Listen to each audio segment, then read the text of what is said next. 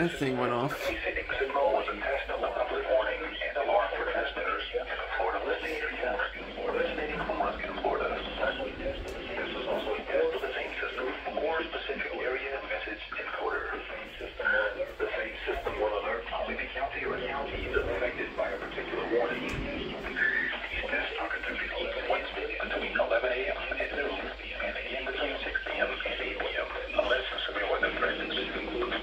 This concludes the weekly test. We now return to regular programming.